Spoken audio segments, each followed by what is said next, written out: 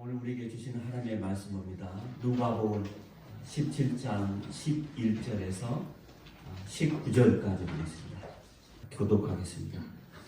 예수께서 예루살렘으로 가실 때 사마리아와 갈릴리 사이로 지나가시다가 한 마을에 들어가시니 나아간 자 10명이 예수를 만나 멀리 서서 소리를 높여 이르되 예수 선생님이여 우리를 불쌍히 여기소서 하거늘 보시고 이르시되 가서 제사장들에게 너희 몸을 보이라 하셨더니 그들이 가다가 깨끗함을 받은지라.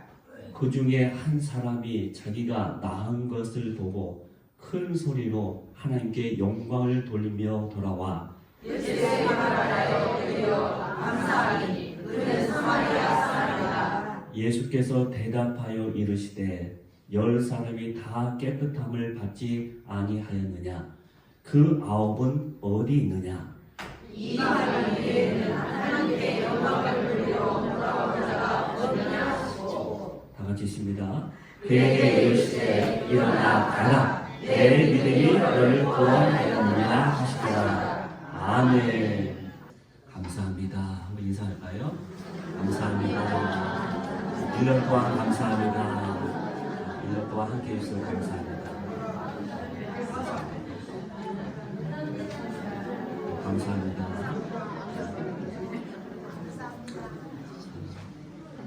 저도 1년 됐어요.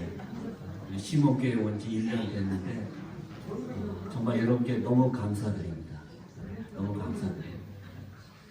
원래 이게 땡큐인데 영어로 감사가 땡큐잖아요. 땡큐.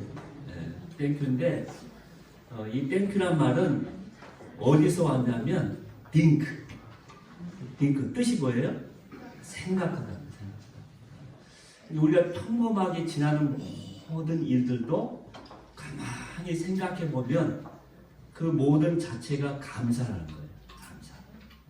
나와 함께 옆에 있는 아내와 남편이 감사하고 또 자녀들이 감사하고 또 교회 안에서 우리 성도들이 감사하고 또 옆에 살고 있는 이웃집 사람이 동네 또 주민이 감사하고 또 내가 어느 곳에 가서 일하는 그 사람들 보면 감사하고 조금만 생각하면 모든 게 감사해요. 감사. 그래서 오늘 찬양한 것처럼 모든 게 감사해요. 그래서 늘 우리가 그냥 흘려버리지 않고 늘 조금만 눈을 들어서 감사하려고 하게 된다면 생각하게 되면 이게 많은 것들이 있습니다.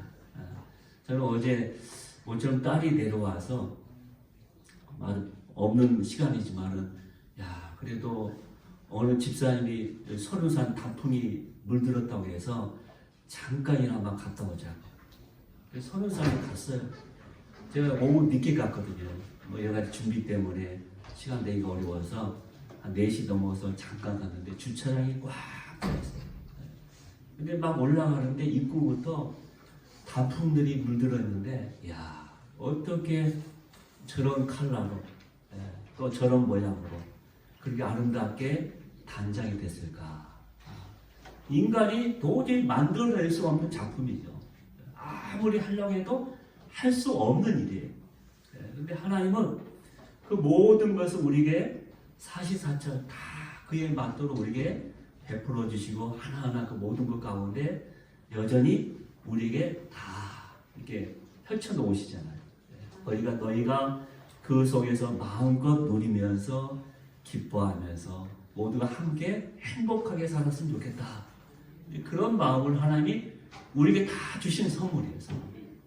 그래서 그 선물을 마음껏 향유하면서 이 가을 이 추수하고 또 우리가 이제 좀 우리 가족들이 모일 수 있는 또 시간적인 여유가 좀 되잖아요. 그동안 농사 일 때문에 바쁘시고 막 힘드셨지만은 좀 여유를 찾을 수 있는 계절이 왔으니까 그렇게 감사를 표현하고 기쁨을 함께 생활했으면 참 좋겠다는 생각을 잠시 가져봤습니다. 이런 저와 여러분의 삶이 되기를 주의 이름으로 축원합니다. 아멘. 오늘 말씀 보면은 우리가 잘 아는 말씀입니다. 10명의 나병 환자가 등장하죠. 옛날에는 문둥병 그랬는데 지금은 한센병, 근데 또 나병 이렇게 부릅니다. 그래서 10명의 나병 환자가 있는데 우리가 오늘 본문을 통해서 주목할 것은 뭐냐면 단지 이 나병 환자가 치유받았다 그런 내용이 아니라는 거예요. 그런 내용이 아니고 오늘 본문은 우리에게 또 다른 더 위대한 교훈이 담겨져 있다는 것을 오늘 우리에게 말씀해 주고 있습니다. 단순히 그냥 그들이 병 나서 그러면 그냥 기록하고 끝날 건데 그 다음의 이야기가 아주 장황하게 자세하게 기록되어 있거든요. 그래서 오늘 본문은 그 사람이 치유받고 나은 것도 중요하겠지만은 그 다음에 또 다른 하나님의 위대한 교훈이 있어서 말씀해 주신 것이다 라는 것을 생각해 보게 됩니다. 여러분 우리 기적이라는 건 뭘까요? 흔하지 않기 때문에 그런 사건을 가리켜서 기적이라고 합니다. 흔하지 않는 일, 그게 기적이죠. 때문에 10명의 나병 환자가 예수님을 만나서 깨끗하게 치료받는 것, 물론 그것도 큰 기적입니다. 그런데 오늘 본문에서는 10명의 나병 환자의 기적이 아닌 또 다른 것을 더 부각시키고 있다는 거예요. 거기에 초점을 맞추고 있다는 것을 우리가 알게 됩니다. 자, 그렇다면 오늘 본문이 주목하고 있는 그 또 다른 것은 무엇일까요? 흔하지 않게 일어났던 기적, 그것은 치유의 기적이 아니라 오늘 말씀 보니까 바로 감사의 기적이다. 오늘 말씀 보면 감사를 또 다른 위대한 기적이라고 오늘 말씀하고 있다는 거예요. 왜냐하면 치유받았던 10명의 나병 환자 중에서 한 사람만이 돌아와서 예수님의 발 아래 엎드려서 주님께 경배하고 있기 때문에 그렇다는 겁니다. 그래서 감사하는 것이 치유보다도 그 사람의 병을 나은 것보다도 더 훨씬 위대한 기적이다 라는 것을 오늘 우리에게 말씀해주고 있습니다. 그런데 오늘 본문은 우리가 막연하게 감사해야 한다 라고 이렇게 우리에게 설교하듯 가르치고 있지 않습니다. 대신에 오늘 말씀 보면은 이 사람이 감사했던 그 독특한 상황, 그 감사의 성격을 중요하게 주목하면서 우리에게 말씀해주고 있다는 것입니다. 14절에 보면 예수님께서는 가서 제사장에게 너의 몸을 보이라 라고 말씀하셨죠. 그래서 이 명령을 받은 10명의 나병 환자들이 제사장에게 가는 도중에 그 몸이 나았습니다. 그 몸이 나은 것을 보고 도중에 깨끗함을 받았다는 것을 그들이 알고서 그 중에 한 사람만이 자기의 나은 것을 보고서 돌아와서 주님께 영광을 돌렸다라고 말씀하고 있잖아요.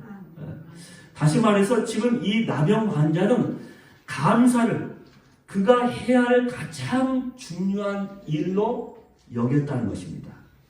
그래서 자신이 깨끗하게 하신 그분의 은혜를 당장 감사하지 않고서는 견딜 수 없는 심정이 되어서 혼자 그 가던 길을 되돌아와서 주님께 와서 감사합니다 라고 그렇게 표현했다는 것입니다.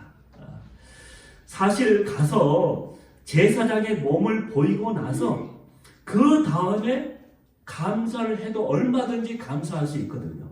그렇죠? 제사장이 먼저 보이고 나서 그 다음에 예수님께 나와서 해도 되는데 이 사람은 그렇게 하지 않았다는 거예요. 왜냐하면 당장 해야 할 일, 가장 먼저 해야 할 일은 감사라고 생각했기 때문에 바로 그렇게 행동을 했던 것입니다. 오늘 본문에 예수님께서 나병 환자들을 치료하시면서 제사장의 몸을 보이라고 한 것은 하나의 율법의 정결 의식상 꼭 반드시 그렇게 해야 합니다.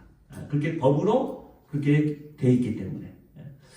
당시의 제사장들은 단순히 종교 기능만을 수행하는 사람들이 아니라 사회, 정치 모든 면에서 지도자였습니다.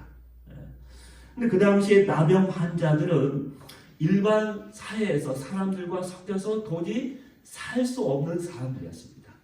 나병 환자들. 그래서 그들은 오히려 성 밖으로 쫓겨나서 어두운 동굴 둥지에서 사회와는 완전히 격리된 그런 소외된 생활을 할 수밖에 없었거든요. 저희들도 옛날에 뭐 그렇잖아요. 소록도에 딱 격리되어서 살았잖아요. 유대인들도 마찬가지예요. 그들과 함께 있을 수 없어서 오히려 격리되어서 아주 애딴 곳에 그런 소외된 삶을 살 수밖에 없었죠.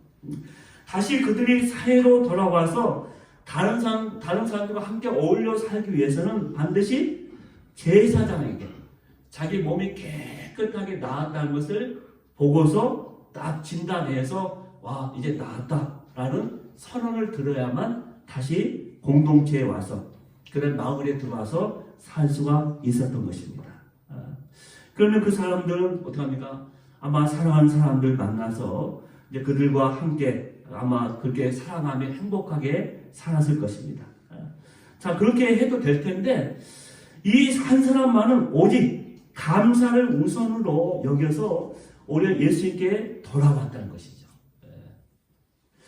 우리가 성경을 읽다 보면은 하나님의 백성들, 특히 우리 하나님을 믿는 백성들이 지켜야 할 태도 가운데 가장 첫 번째로 감사를 이야기합니다. 성경을 읽다 보면 그런 내용이 참 많아요. 우리가 믿음 생활을 하면서 제일 먼저 해야 할 하나의 우리의 태도가 뭐냐? 감사예요, 감사. 이스라엘 백성들이 반드시 지켜야 할 절기가 있었죠. 구약시대에 보면. 그게 3대 절기에 해당됩니다. 3개의 절기가 있어요. 반드시 이스라엘 백성들은 그 절기를 지켜야 합니다.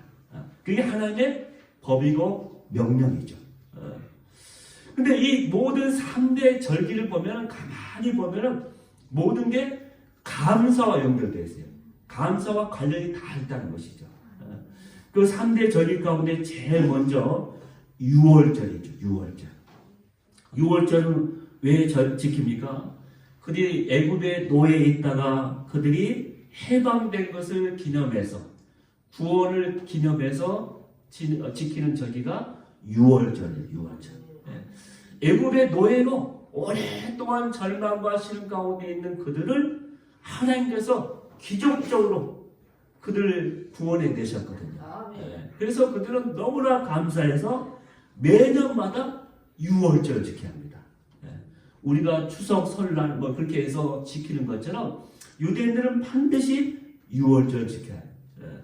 유월절을 지키는데 자기들만 지키는 게 아니라 계속 유월절을 지킴으로 해서 그의 자녀들, 그의 자손들이 영원토록 여호와의 주신 그 구원을 기뻐하며 기념하기 위해서 유월절 지키라고 했어요. 유월절. 그래서 유월절이 있습니다. 다음은 또 지켜야 할 절기가 뭐가 있냐면 맥추절이 있습니다. 맥추절. 맥추절은 왜 지키느냐? 밭에 뿌린 것의 첫 열매를 하나님께 드립니다. 밭에 농사를 짓게 되는데 유대 나라도 농경사회잖아요. 농사를 짓는데 밭에 씨를 뿌린 다음에 열매가 납니다. 그러면 첫 열매를 하나님께 감사하면서 드리는 절기가 맥추절. 그래서 모든 것에 첫 열매를 드리면서 하나님 감사합니다. 우리에게 햇볕 주시고 또 유대 지역은 사막지역이고 광야잖아요. 우리나라처럼 비가 막 오고 막 풍부한 나라가 아니에요.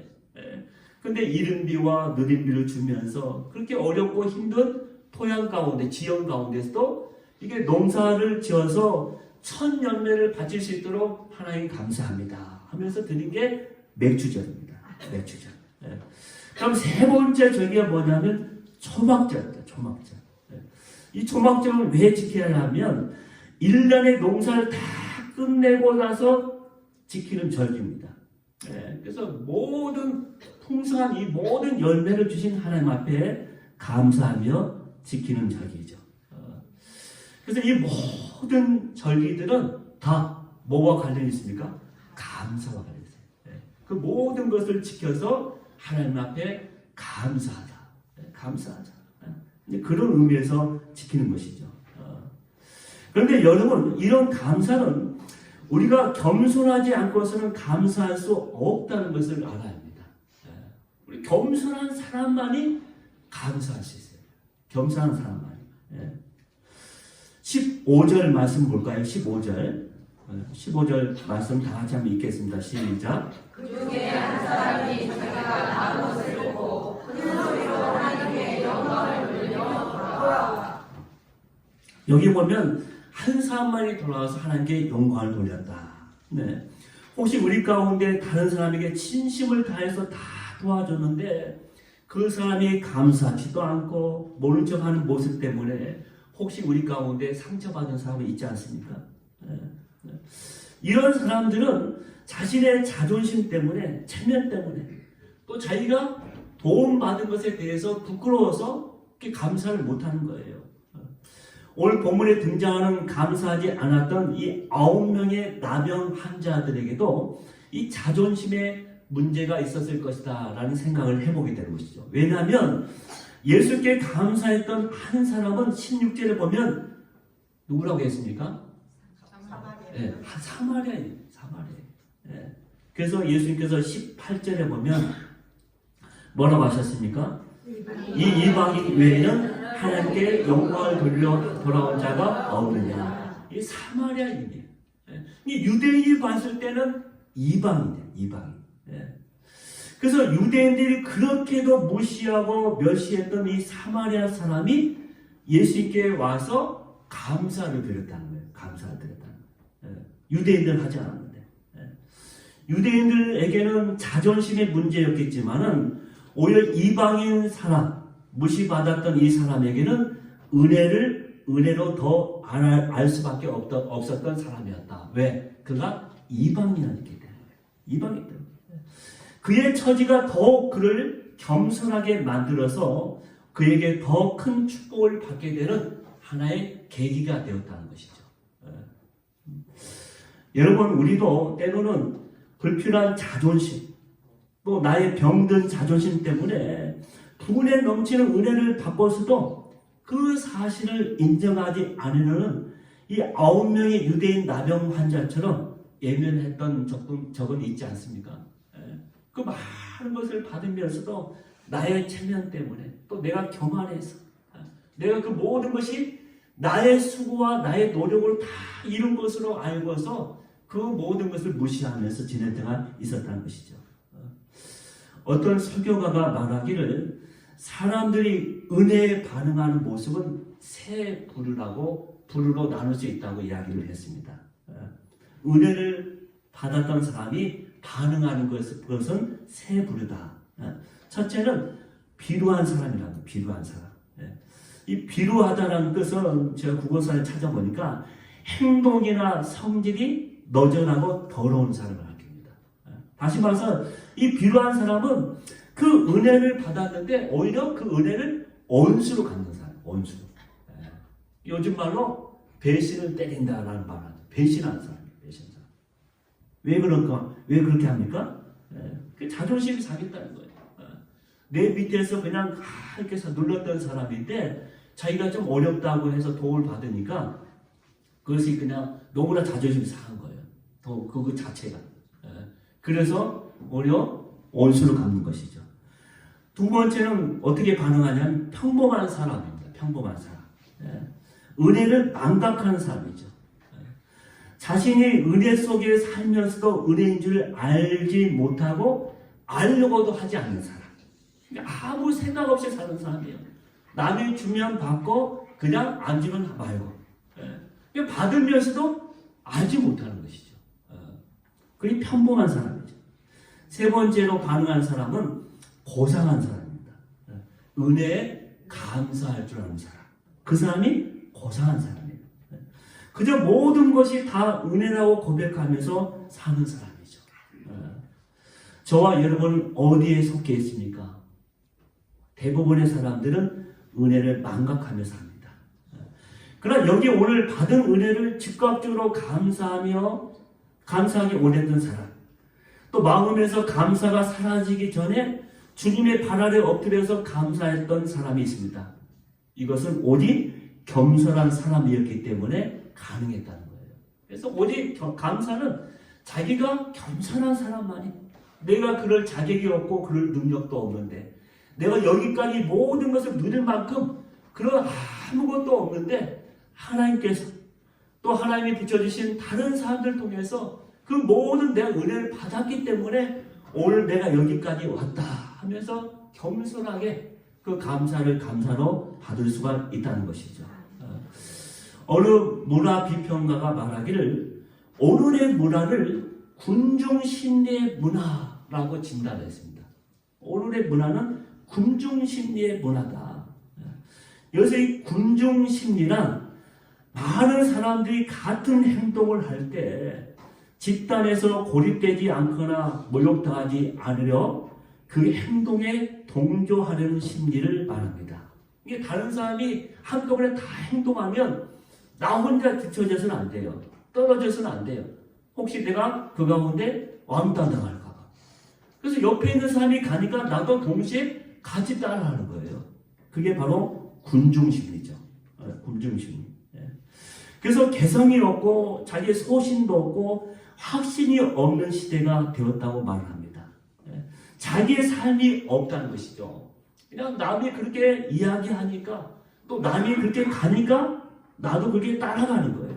그래서 남들이 하는 대로 그대로 똑같이 그들이 선동하는 대로 막 이리 갔다 저리 갔다 하는 거예요. 뉴스에서 이런 내용이 나오면 그걸로 확 갔다가 또 이렇게 막 여론이 만들면 이렇게 확 갔다가. 근데 요즘 시대에 보면 그 모든 것들이 정확하게 또 사실이 아닌 것도 참 많고 그 모든 것들이 얼마나 위험하다는 것을 우리에게 보여주고 있죠. 몇 사람을 위해서 그게 조작될 수도 있고 그렇게 선동하면서 막 그쪽으로 몰아치면 나도 모르게 그걸로 갈 수 있다는 거예요. 그래서 우리는 그냥 막 살면 안 되는 거예요. 정말 우리가 중심을 갖고 내가 항상 분별하면서 내 길을 가야 하는 것이죠. 오늘 본문의 9명의 나병 환자도 이러한 군중 심리 때문에 감사하는 것을 거부했던 사람이었습니다. 그들은 어떻게 생각했을까요? 우리가 예수님께 돌아가자면 시간 낭비도 될 뿐더러 또 빈손으로 우리가 갈 수도 없을 테고 또 우리가 나을 때가 되어서 나은 것이 아니냐. 그렇게 된지도 몰라. 라고 마치 이렇게 합의한 것처럼 그들은 똑같이 행동을 하면서 감사를 거부했던 것이죠. 지금 감사하지 않은 9명이 볼 때 이 한 명의 사마리아 사람은 무지하고 어리석은 사람처럼 보였던 것입니다. 그러나 사마리아 사람의 관심은 남들이 어떻게 하느냐 거기에 있지 않았습니다. 그의 관심은 내가 어떻게 해야 하느냐 거기만 관심이 있었습니다. 남들이 뭐라고 하든 남들이 어디를 가든 상관치 않고 내가 해야 할 것들을 내가 한다는 것이죠. 그를 홀로 자기가 가야 할 길을 가기로 바로 결정했던 것이죠. 다른 사람이 안 하는 일이라고 해서 같이 게으름을 피우지 않았습니다. 다른 사람이 신앙생활이 형편없으니까 덩달아 대충 살겠다는 생각도 하지 않았습니다. 대신에 하나님이 나에게 무엇을 요구하시는가? 내 신앙의 모습이 어떠한가? 바로 거기만 더 중요하게 생각하면서 그렇게 선택했던 것이죠. 여러분 누가 어떻게 하느냐 그것은 중요한 것이 아닙니다. 그런 의미에서 이 나병 환자는 자기의 삶이 확고했고 또 자기의 삶에 성실했던 사람이었다라고 우리가 말할 수 있는 것이죠. 또 예수님께서 이 사마리아 사람에게 질문하잖아요. 돌아와서 딱 경배하니까 그 9은 어디 있느냐? 17절을 보죠. 그 9은 어디 있느냐? 했을 때 아마 저 같으면 이렇게 대답했을 거예요.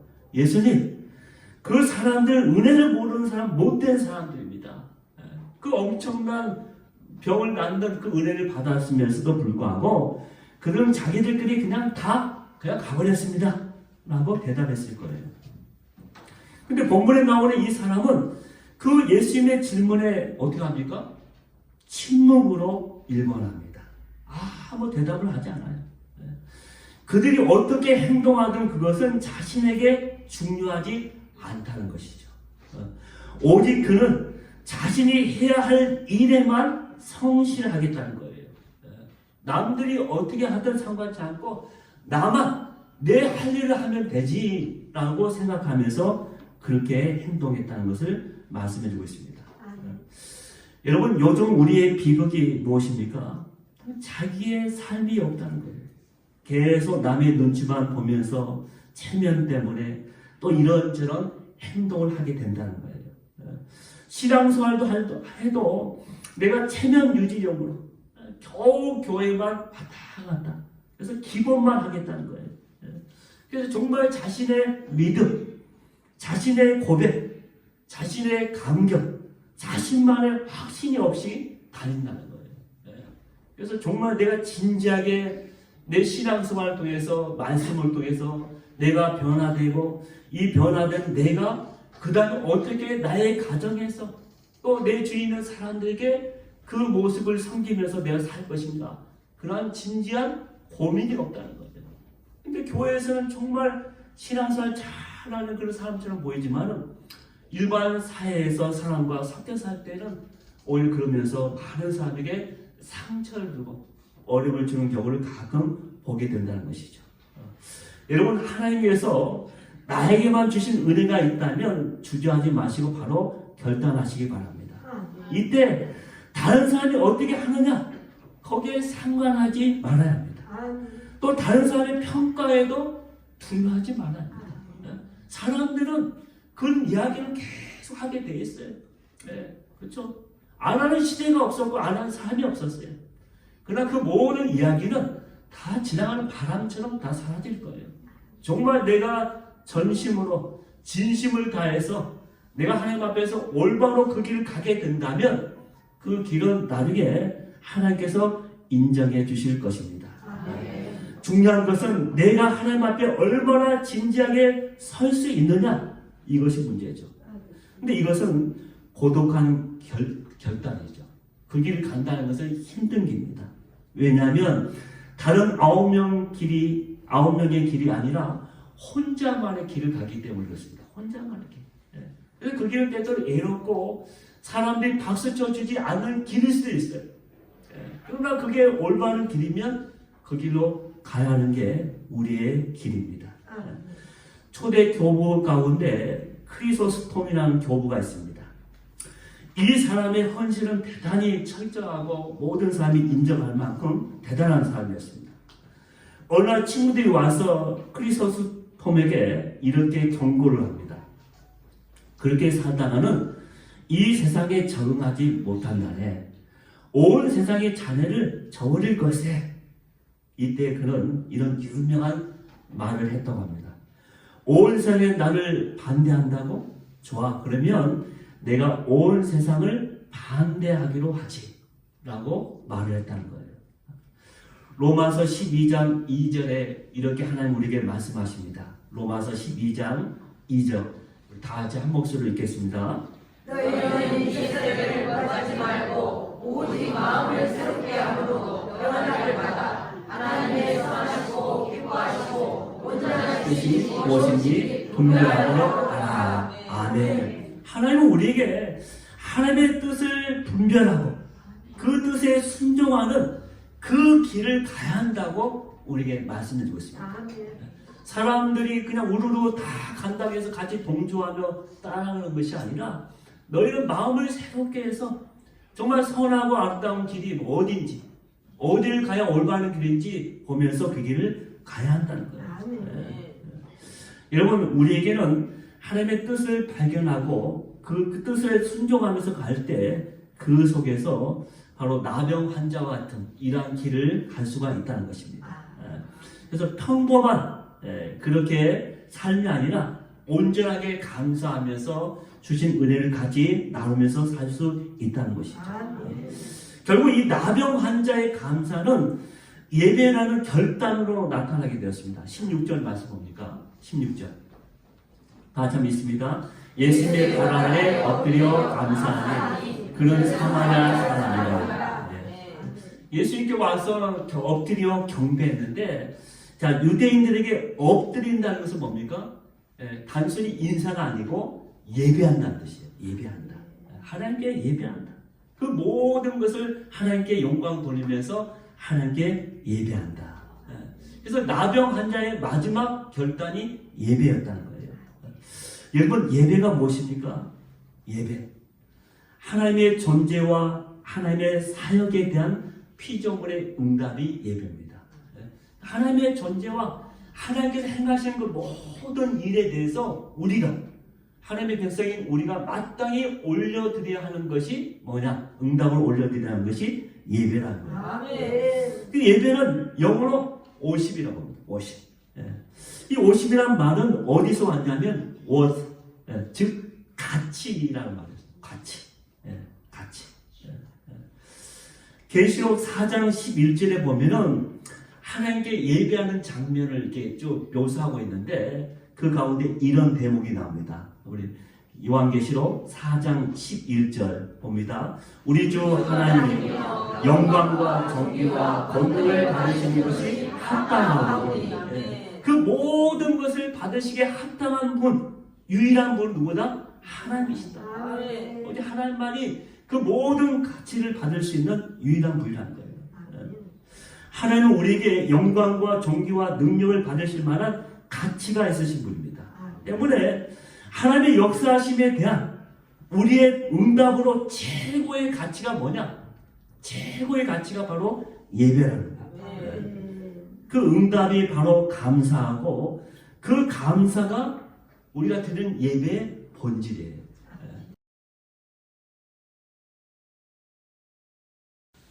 자, 그렇다면 이 나병 환자의 기적 같은 감사는 결국 어떤 결과를 가져왔겠습니까? 첫째로 나병 환자의 감사는 하나님께 영광을 돌렸다고 말씀하고 있습니다.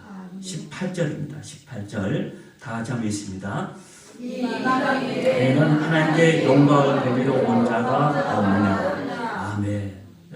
여러분, 우리의 삶의 목적, 이유가 뭘까요? 하나님께 영광 돌리는 겁니다. 하나님께 영광. 근데 하나님께 영광 돌릴 때, 또 우리의 상을 볼 때, 이런 우리 형편을 볼 때, 이것을 통해서 내가 하나님께 영광 돌릴 게 뭐 있어?